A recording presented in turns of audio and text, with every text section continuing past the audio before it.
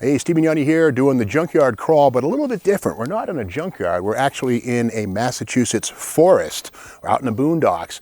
Let's call this one the roadside crawl. You know, all around the country, if you look just a little further into the woods, you'll sometimes see vehicles kind of hiding in plain sight. And that's what we have here. When I was a kid, I used to work at a horse stable near my home, and there was a 56 Ford F500 truck that was on site back in 1977 when I was a kid. It was an old truck then. Well, it's an older truck now, and I just found it. The story is that Dave and Pat Matson, who are now gone, sadly, owned that horse farm, and for 25 cents an hour, I used to clean horse stalls. And this truck was part of my life as a little kid back in the 1970s.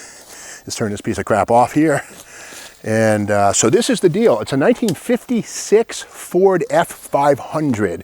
Now we can see here the remains of the V8 grill. We got to remember that Ford trucks had flathead V8 power since 1932. But in 1954, the overhead valve pushrod V8, the Thunderbird Special, arrived. And by 1956, that engine grew to 272 cubic inches.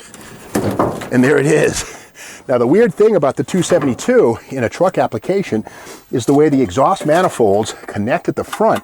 And this is, you know, that's filled with red hot exhaust gases right there when it's operating. But that's the design of these things. This is the Holley 2-barrel carburetor. And there's the remains of all the stuff under hood. And I remember this truck when it was up and running. Dave Matson actually resprayed this body with canned Krylon spray paint. He bought like 5 cases of spray paint and just painted the truck. It looked good, but it was a little amateurish. Now I look back on it. But again, this is an F500. It's a 7.5 tonner. If it was an F600 or larger, we'd have 6 lugs instead of the 5 here. So this is a heavy-duty truck, but it's a light-duty, heavy-duty truck. Now, this truck was built long before the advent of twin I-beam front suspension in '65. This is a live axle, leaf springs. And here we have the 1956 specific cab, 1-year deal with the wraparound windshield that used to happen right here. And this was an example of Ford taking its existing cab and giving it kind of a facelift or a roof lift to make it appear more modern. But again, 1957, a totally different cab design, which was more angular, replaced this. Inside, it's good to see it's a 4-speed manual. No automatics in this size truck at this point in time. This inside, we have something called Lifeguard Design, which in 1956 was Ford's range-wide effort to add safety. The deep dish steering wheel was standard equipment on all Fords in '56. The padded dashboard not seen here was something that was possible, but if you look at that hump in the dash right there, that's something that was triggered by the Thunderbird, which had dual cowl type humps, and so Thunderbird styling trickled all the way up to trucks. Now this would have had a bent seat up front, but we see a couple of buckets. Look to be maybe out of maybe a mid-60s, I think a GM product, to be honest with you. And while these trucks were available with nothing, like there's no radio, it does have the Ford factory heater, which I think was about a $45 option. You can see the Ford crest on it right there in front of the core. Beyond hope and salvation, don't know. That would have been chrome-plated when it was new. Now, there was also an optional saddle gas tank, which we don't have here. Instead, that hole feeds to the gas tank, which is located behind the seats. You can kind of see it right in there. And some would say, man, that's crazy dirty and dangerous. And, well, you know, in-cab gas tanks aren't that uncommon. In fact, I think some trucks still have them. Not a big deal. But anyway, the optional saddle tanks, which would live right here, again, were optional. Now, something that's kind of weird on this thing, this was a stake bed truck when I remember as a kid. The wood is now rotten, just gone. But here's part of the floor that used to be here. And this used to hold, you know, maybe 3 tons of hay bales, which I would then take and spread out in the horse stables and the little stalls, rake it around, get the manure out and stuff. That was my job for about 2-3 summers as a kid, 12 years old to 14, 15. Now, one thing that Dave Matson was good at was making broken things good again.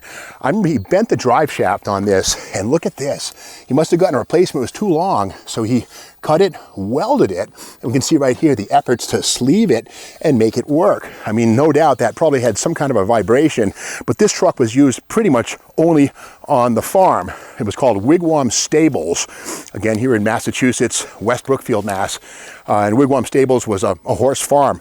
But here we have the heavy-duty one-speed rear axle. There's no secondary gearbox on this thing. This is basically, it's a light-duty, heavy-duty axle, probably made by Timken, maybe Clark, not sure. But if we can come around the back here, we'll go to the other side of the cab and have a peek inside.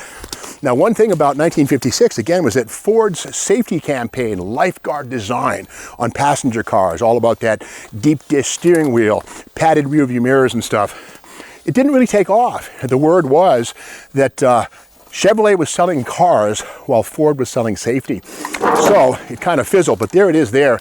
The steering wheel kind of has a dished effect rather than being flat, and believe it or not, that was considered a safety angle or element in 1956. But, you know, a nice little truck, 90-mile-per-hour speedometer. Passenger cars would have 110. Thunderbirds, 100 and I think 15 or 20 this year. And there's the pedals for the clutch. And again, no automatic transmissions in 500 series trucks at this point in time. Of course, now automatic transmissions are available in big rigs, Peterbilts, that kind of thing, but not here. Now, 1956 was the year that Motor Trend awarded its Car of the Year award to the entire Ford line for their advancements in safety.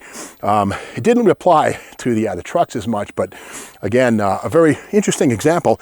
These here, these are kind of rare. These are the factory side turn signals. These are not aftermarket bits. This whole bit here, the cylinder, this is actually a pretty rare piece if you need it for your restoration. So, you know, it's a mixture of you know, neglect and abandonment and wear and originality. Aren't all cars, you know, when you find them in a place like this.